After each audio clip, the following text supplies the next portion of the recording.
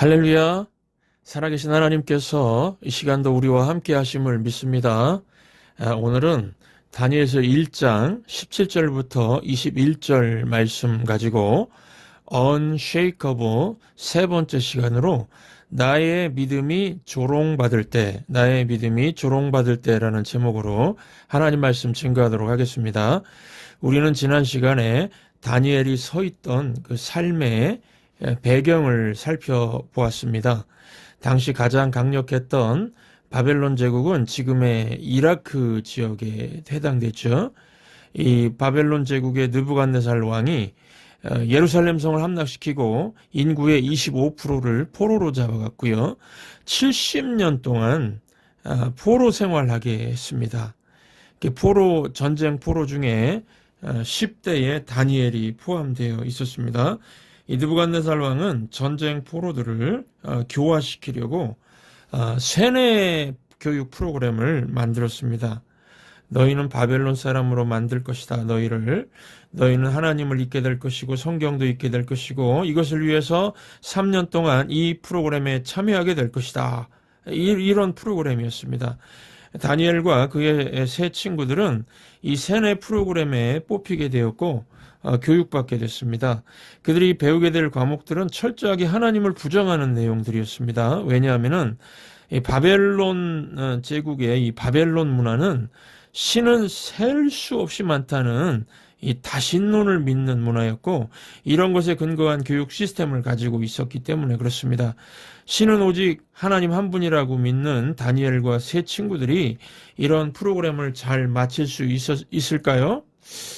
저는 아마도 힘들 거다 이렇게 생각을 했습니다. 그런데 18절부터 20절 한번 보십시오. 왕이 말한 대로 그들을 불러들일 기한이 찼으므로 3년이 다 됐다는 얘기입니다. 환관장이 그들을 느부갓네살 앞으로 데리고 가니 왕이 그들과 말하여 보매 무리 중에 다니엘과 하나냐와 미사엘과 아사랴와 같은 자가 없으므로 그들을 왕 앞에 서게 하고 왕이 그들에게 모든 일을 묻는 중에 그 지혜와 총명이 온 나라 박수와 술객보다 10배나 나은 줄을 아니라. 이거 보십시오. 15살에 시작해서 3년간 프로그램이 운영됐으니까요. 세뇌 교육을 3년간 받았습니다. 그러면은 18세가 되었습니다. 당시 가장 강한 제국의 황제에게 이 18살, 이게 18살 된 이 아이들이 자문하는 어드바이저들이 되었습니다. 대단하죠? 오늘 나누고 싶은 게 바로 이것입니다. 여러분 어떻게 이게 가능했을까요? 믿음이 조롱받고 흔들리는 그러한 스테이지였는데요. 우리 여기 자리에서 지금 이 자리에 공부하는 학생이든 아니면은 평생교육의 연장선에 있는 분이시건 중요합니다. 내 신앙을 잃지 않고 어떻게 세상이 가르쳐주는 것을 잘 배우고 탁월한 인생을 살 수 있을까요? 1962년과 63년 어간에 미국 대법원은 이 공립학교에서 성경과 기도를 금하게 했습니다. 수백 년 동안 미국 공립학교의 교재가 성경이었습니다.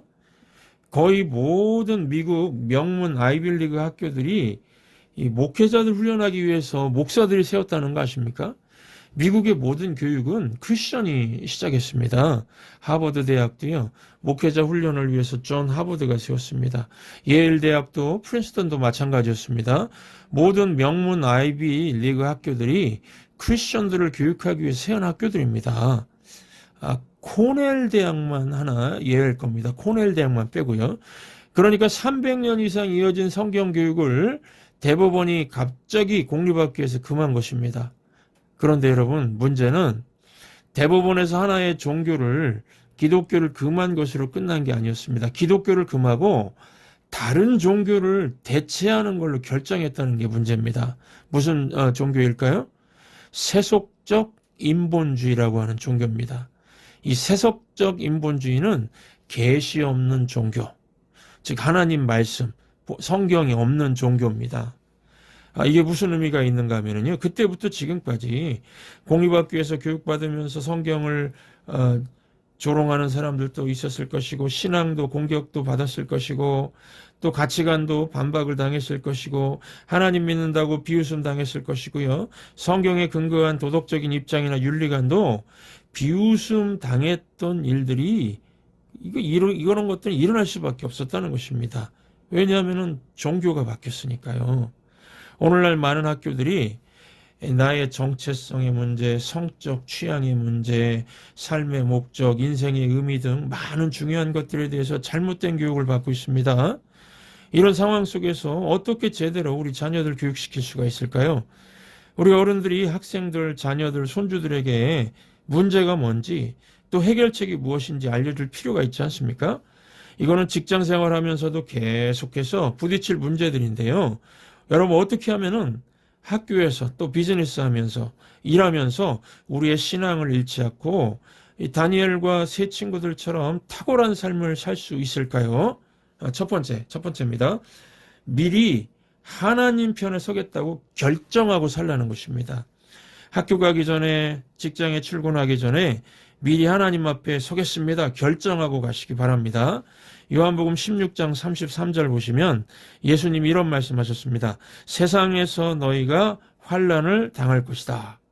당할지도 모른다가 아니라 당할 것이다. 라고 하셨습니다. 그러니까 그런 일이 일어날 것을 기대하고 있으라는 겁니다. 확실히 일어날 일이라는 겁니다.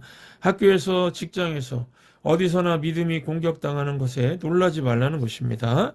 디모데후서 3장 12절 보시면은 무릇 그리스도 예수 안에서 경건하게 살고자 하는 자는 박해를 받으리라고 합니다.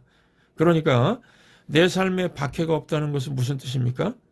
내가 경건하게 살지 않고 있다는 뜻입니다. 내가 그 카멜레온 아시죠? 이렇게 저렇게 변하는 카멜레온처럼 그렇게 사니까 사람들이 내가 크리스천인지조차 모른다는 것입니다. 그래서 박해가 없는 것입니다. 우리 예수 믿는 부모님들은요, 자녀들에게 이런 일이 있을 것이라는 거 미리 알려줘야 되겠습니다. 자녀들이 학교에서 많은 테스트를 봅니다. 지구과학 테스트, 또 사회과목 시험, 수학 시험, 영어 시험. 그러나 여러분 공부하면서 받는 가장 중요한 시험, 이 테스트는요, 믿음 테스트입니다. 사회 과목 낙제할 수 있습니다. 영어 낙제할 수 있습니다. 그러나 믿음은 낙제, 페일하면 안 됩니다. 왜냐하면은 이건 영생이 달린 문제니까요. 다니엘서 1장 8절 보시면은 다니엘은 뜻을 정하여 자신을 더럽히지 않겠다. 이렇게 확실하게 뜻을 정했다고 나옵니다. 이 말은 미리 결심했다는 것입니다. 그래서 공부하는 학생이든 아니면 직장인 같은 다른 삶을 살든 시작을 하나님 앞에서 할 것을 정하시기 바랍니다. 나는 내 정신도 지키고 내 마음도 지키고 내 몸도 지키면서 하나님 앞에서 그렇게 살면서 공부면 공부, 일이면 일에 최선을 다하겠습니다. 이렇게 뜻을 정하라는 것입니다. 이게 경계를 정하는 겁니다. 바운다리죠. 삶의 바운다리. 여러분 언젠가 우리 인생이 끝이 날 때 우리 모두는 하나님 앞에 서게 될 것입니다. 그게 마지막 파이널 이그잼, 최종 시험 같은 것입니다. 예. 이것이 지금 학교 선생님들이 내주는 어떤 테스트 시험보다 더 중요합니다. 그 마지막 시험에서 하나님은 영어 점수 몇 점이냐, 수학 점수 몇 점이냐 묻지 않으실 겁니다. 딱 한 가지 물으시는데요. 저 세상에서 너는 나를 배웠느냐? 너는 나를 알아보았느냐? 이걸 물으신다는 것입니다. 그러므로 미리 하나님 편에 설 것을 결정하고 사시기 바랍니다. 두 번째, 탁월함을 유지하면서 믿음을 잃지 않고 살려면요, 배움을 멈추지 말라는 겁니다. 요즘에 평생교육이란 말 하죠. 세상 떠날 때까지 배움을 멈추지 말라는 뜻입니다. 리더십 과목과 그런 주제의 책들을 읽어보시면은 모든 리더는 모두 배우는 사람들이다, 이런 말이 있습니다. 이 말에 저도 동의합니다. 이 배우기를 멈추는 순간 지도자의 삶은 중단되는 것입니다. 성장하는 비즈니스에는 배우면서 성장하는 비즈니스맨이 있습니다. 성장하는 교회는 배우면서 성장하는 목사들과 스태프들이 있습니다.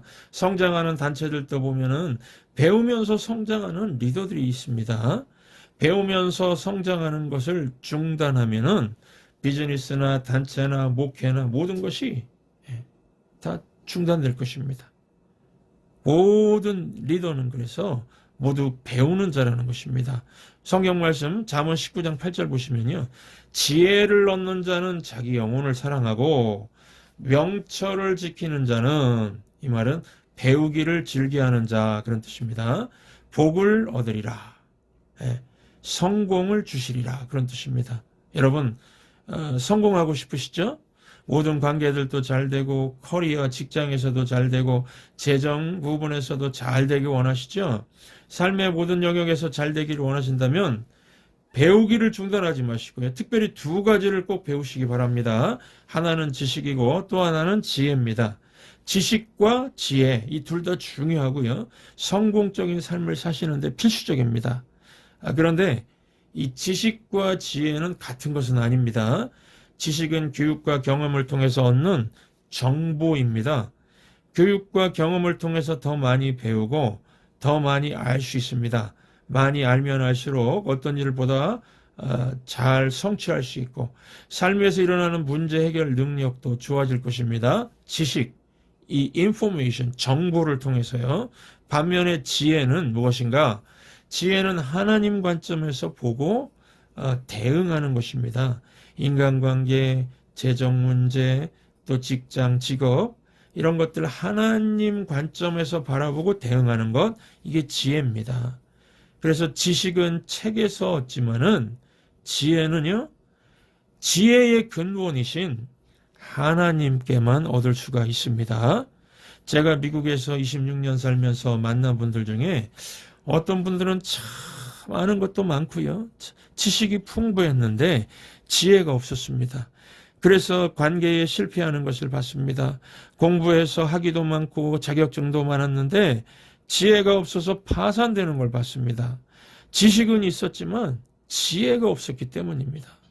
여러분, 지식은 교육을 통해서 얻지만 지혜는 하나님께 얻을 수 있습니다.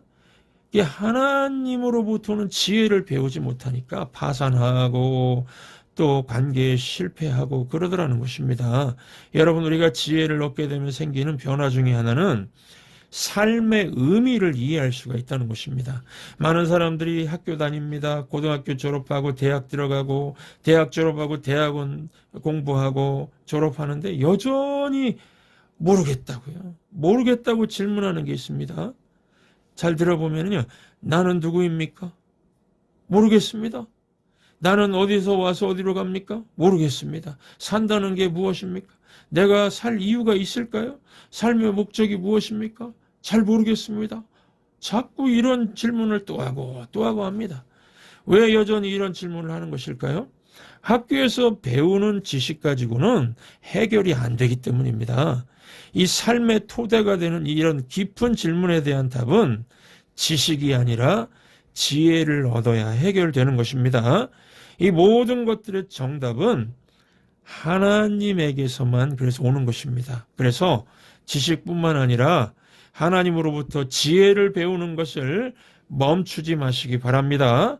특별히 우리가 계속해서 이 지혜를 배우려면요. 세 번째입니다. 세 번째, 내 자신을 하나님 말씀에 푹 담그기 바랍니다. 여러분, 성경에는 1000개도 넘는 하나님의 약속들이 있습니다. 이들 위대한 약속들 중에 하나가 여호수아서 1장 8절인데 다음과 같이 하나님께서 약속하셨습니다. 이 율법책을, 성경이죠. 성경을 네 입에서 떠나지 말게 하며 주야로 언제든지, 그 말입니다. 그것을 묵상하여 그 안에 기록된 대로 다 지켜 행하라. 그리하면 이제 공부하고 묵상하고 지켜 행하면은 그 결과가, 그 말이죠. 그리하면 내 길이 평탄하게 될 것이며 네가 형통하리라. 여러분, 약속입니다. 이거 하나님이 거짓말 하시는 분 아니죠. 절대로 거짓말하지 않습니다. 그런 분의 약속입니다. 평탄하고 형통한 삶을 내가 갖게 해주겠다. 그래서 여러분, 이러한 삶, 평탄하고 형통한 삶 원하시죠? 그러면은 하나님 말씀을 꾸준히 공부하고 주야로 묵상하고 그것을 지켜 행하시기 바랍니다. 말씀이 지혜롭게 할 것입니다. 그러면 그 지혜가 부와 명성과 모든 것들을 얻게 할 것입니다. 예, 그러면 한 가지 질문 드립니다, 여러분. 여기 주야로 묵상하고 그랬는데 묵상이 무엇입니까? 어떻게 하는 것일까요? 성경 말씀을 반복해서 생각하고 또 생각하는 것입니다. 여러분들은 이미 묵상을 잘 알고 잘 하고 있습니다. 여러분들 염려하는 법 다 아시죠? 염려하는 법을 알고 있는 분은 모두 묵상하는 법도 알고 있습니다. 왜냐하면 염려가 부정적인 묵상이거든요. 두려움, 걱정, 문제들을 자꾸 생각하고 또 생각하는 것을 염려로 하고 성경 말씀을 자꾸 생각하는 것을 묵상이라고 합니다. 그래서 여러분, 하나님께서는 인생에서 성공하는 비결은 지혜를 얻는 것이다, 이렇게 말씀하셨습니다. 또 지혜를 얻는 비결은 말씀을 묵상하는 데 있다, 이렇게 말씀하셨습니다. 그러니까 여러분이 이 말씀이 참 중요하죠. 말씀이 참 중요합니다. 얼마나 중요할까요, 이 말씀이. 왜 이렇게 말씀이 중요할까요? 이 성경 말씀은 모든 거짓과 가짜들을 구분하게 해주는 그런 능력을 우리에게 주기 때문에 그렇습니다. 미국 재무부가 위조 지폐를 가리는 것을 직원들에게 훈련하는 방법을 아십니까? 위조 지폐를 나눠주면서 이게 위조 지폐다, 이렇게 하지 않는다고 합니다. 위조 지폐 구분하는 방법은요, 깨끗하고 새 것인 1달러, 5달러, 또 10달러, 20, 50, 100달러짜리 주면서 진짜를 묵상하면서 공부하라, 이렇게 한답니다. 진짜를 잘 아는 것, 진짜 미국 달러를 세밀하게 알면은 위조 지폐 가짜를 잘 알 수 있다는 것입니다. 가짜를 알기 위해 가짜를 공부하는 게 아닙니다. 가짜를 알려면 진짜를 공부하면 된다는 것입니다. 이와 같이 여러분, 거짓을 알려면 하나님이 말씀하시는 참이 무엇인지 알면 된다는 것입니다. 여러분, 공부하는 학생들도 그렇고요, 또 어른들도 그렇고 자꾸 어리석음에 빠지게 되는 이유는 진리를 모르기 때문에 그렇습니다. 다니엘의 삶을 보십시오. 다니엘은 믿음에 방해되는 많은 것들을 배워야 했습니다. 그래도 문제 없었습니다. 신앙이 충분히 성숙했으니까요. 핸들할 수가 있었습니다. 배운 것들 시험 봐도 1등이었습니다. 잘 배웠고 우수하게 졸업했습니다. 다니엘은 탁월했고 불신자 교수들이 무엇을 가르치든 걱정하지 않았고 두려워하지 않았고 회의적이지도 않았습니다. 이유가 무엇이었습니까? 하나님 말씀에 푹 잠겨 있었기 때문에요. 하나님 말씀을 잘 알고 있었고 이 하나님 말씀에 자기 자신을 푹 담그고 있었기 때문이었습니다. 여러분, 미국 사람들이 18살 되기까지 비디오 게임, 아이패드, 컴퓨터, TV 같은 스크린 앞에서 보내는 시간이 3만 시간이라고 합니다. 그런데 여러분, 성경 66권을 읽는데 걸리는 시간이 몇 시간이 되는지 아십니까? 80시간 정도면 됩니다. 18살 될 때까지 3만 시간 스크린 앞에서 보내는데 80시간을 투자해서 성경 전체를 한 번을 읽지 않는다고 하는 것입니다. 여러분, 우리는 어떻습니까? 우리도 마찬가지 아닙니까? 80시간이면 됩니다. 하루가 24시간이니까요. 일주일도 안 걸립니다. 성경이 성공적인 인생을 살도록 지혜를 주고 번성함을 주고 모든 거짓을 구별하는 능력 주는데 3만 시간 중에서 80시간을 투자하지 않는다면 얼마나 어리석습니까? 그러므로 올해는 하나님 말씀에 저와 여러분이 우리 자신을 푹 담그시기를 주의 이름으로 축원합니다. 네 번째, 한 가지 더 말씀드리면요, 이 세상 교육을 받아도 세상 이 문화 속에서 우리가 살아도 탁월함을 유지하면서 믿음을 잃지 않으려면은 하나님의 상급을 기억하며 살라는 것입니다. 성경을 보시면 하나님은 영원한 천국에서 우리에게 큰 상급을 주겠다고 반복해서 약속을 하셨습니다. 우리가 믿음 때문에 괴롭힘을 당하고 비난을 받고 모욕을 당하고 성경과 성경 진리를 붙들었기 때문에 웃음거리가 된 그 모든 순간들에 대해서 다 보상하시겠다고 약속하셨습니다. 마태복음 5장 11절 12절 보시면은 나로 말미암아 너희를 욕하고 박해하고 거짓으로 너희를 거슬러 모든 악한 말을 할 때에는 어디서요? 학교도 될 수 있고 직장도 될 수 있고 어디에서나 이런 걸 당했으면 너희에게 복이 있나니 기뻐하고 즐거워하라. 하늘에서 너희의 상이 큼이라. 너희 전에 있던 선지자들도 이같이 박해하였느니라. 이렇게 말하고 있습니다. 여러분, 우리도 전에 있던 선지자들, 즉 다니엘, 그죠? 다니엘, 또 이사야, 에레미야, 모세, 그리고 그 이전에 살았던 사람들과 같은 범주에 우리도 지금 속해 있다는 것입니다. 여러분, 이 설교를 제가 마치면서 여러분들에게 미래에 언젠가 반드시 일어나게 될 일을 한번 상상하도록 권하고 싶습니다. 좀 정말 보여드리고 싶은 게 있습니다. 이 빌립보서 2장 9절 10절을 보시면 이런 말씀이 있습니다. 이러므로 하나님이 그를 지극히 높여 모든 이름 위에 뛰어난 이름을 주사. 예수님을 가리키는 말씀입니다. 언젠가 이 미래에 일어날 일입니다. 하늘에 있는 자들과 땅에 있는 자들과 땅 아래에 있는 자들로 모든 이름을 예수의 이름에 꿇게 하시고, 예수의 이름에 꿇게 하시고 예수님이 심판자가 된다는 거죠. 모든 입으로 예수 그리스도를 주라 시인하여 라고 합니다. 마지막 날에 일어날 이 장면을 여러분들 한번 상상해 보시기 바랍니다. 이 땅에 살았던 모든 사람들이 예수 그리스도 앞에 무릎을 꿇게 될 것입니다. 락스타, 아이돌, 운동선수, 연예인 모두 무릎을 꿇으면서 예수님이 주님입니다. 이렇게 고백한다는 것입니다. 모든 정치가 또 세계적인 지도자들이 모두 무릎을 꿇으면서 예수님이 주님입니다라고 고백할 것입니다. 또 그 프로이트라고 하는 사람 있죠. 상담하기 시조, 이 정신 분석하기 시조죠. 프로이트. 또 그 공산주의자 스탈린, 막스, 진화론의 다윈, 또 그 히틀러, 또 북한의 김일성 같은 사람들도 다 그날에 무릎을 꿇고서 예수님이 주님입니다라고 고백하게 된다는 것입니다. 교만해서 하나님을 거부한 모든 무신자들, 무신론자들, 불신자들도 그때는 인정하면서 무릎을 꿇으면서 예수님이 주님입니다라고 고백하게 된다는 것입니다. 그러므로 여러분, 걱정하지 마시기 바랍니다. 하나님이 최종 승리하실 것입니다. 믿음 지키시기 바랍니다. 잠깐 동안 여러분 자신을 기쁘게 해주는 세상의 인정 그런 거 안 받아도 됩니다. 삼위일체 하나님이 우리를 사랑하시고 전폭적으로 우리를 지지해주고 계십니다. 성부 하나님이 우리를 창조하셨고 우리 영혼의 아버지십니다. 성자 예수님이 우리를 위해 죽으셨고 우리를 구원하셨고요. 성령님이 우리 안에 거하고 계십니다. 그리고 장차 영원한 천국을 영원한 삶을 선물로 받게 될 것이고 크리스천으로서 믿음을 지키면서 살았던 모든 일에 대해서 하나님이 갚아 주실 것입니다.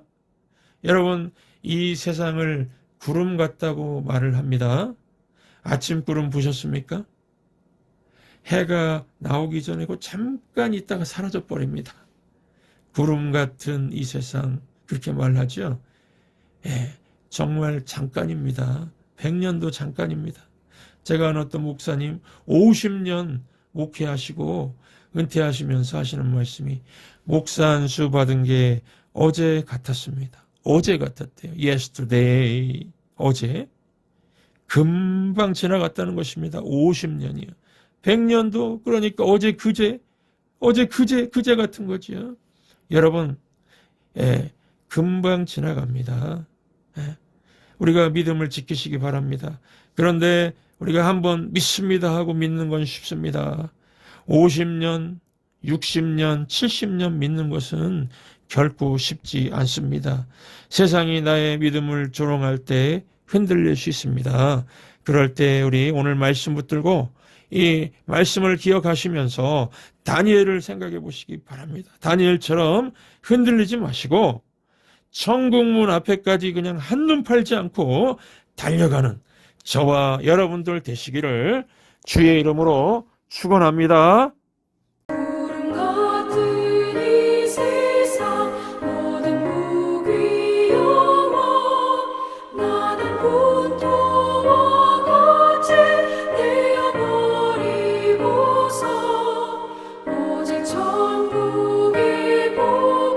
사모하며 서리